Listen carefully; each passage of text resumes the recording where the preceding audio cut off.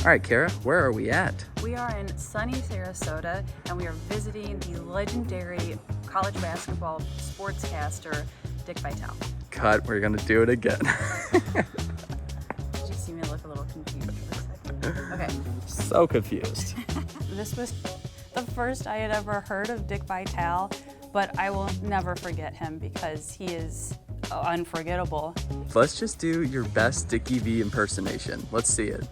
This is awesome, baby!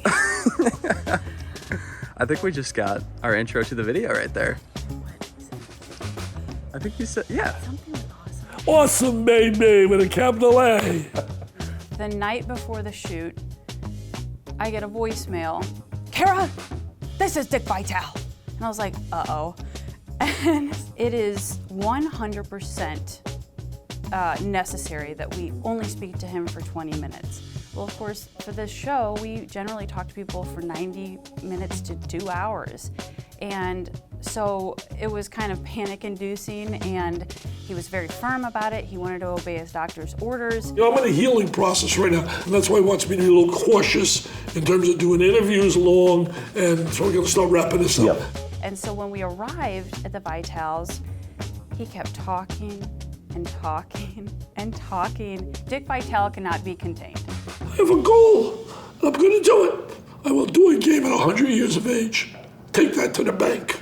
I will do it. Probably the most emotional moment for me was talking to his wife, Lorraine, when you could see she was visibly touched, speaking to how much it will mean for Dick to be able to speak on that gala stage fundraising night. That's kind of been his goal of this whole year going forward to, is that I want to be there. I want to have those kids behind me. Yeah. You know, and just say, I beat it and you can too. Lorraine was likely as impacted, as affected as anybody through Dick's 7-month journey. And yeah, you just can't give her enough credit. My mom was just there with like all the raw emotion of it. And he, you know, my dad, like even when he can't speak, he's very much expresses. So like if he's hurting, like he's not hiding the hurt. I missed being me. I felt trapped. I felt trapped. I couldn't express myself.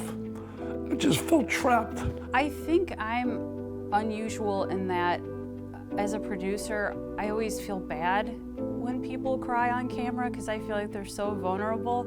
But I mean, the floodgates were just open the whole time for almost everybody. I'm super proud of him, of how he's handled it, how he tackled it from day one.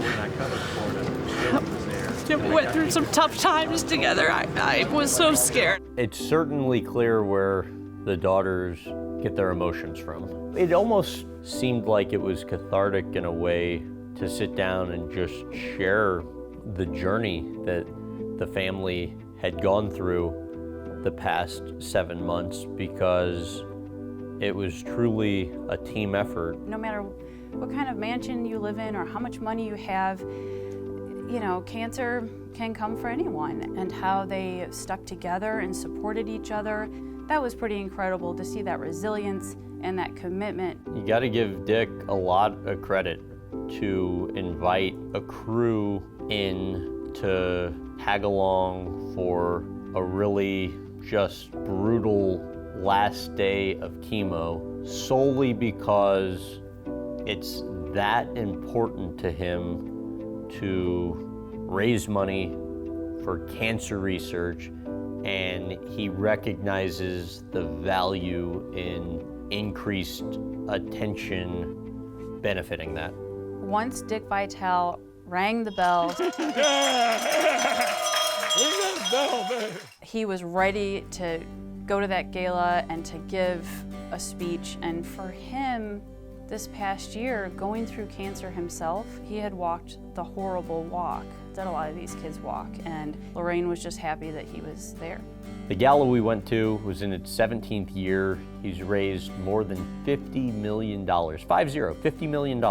He raised more than $11 million in a single night for such a worthy, deserving cause. Graham was able to speak to a lot of people from ESPN and athletes, former athletes, and of course, at the end of every interview, he would ask them to do their best Dickie V impression. He's a PTPer, baby! Lorraine!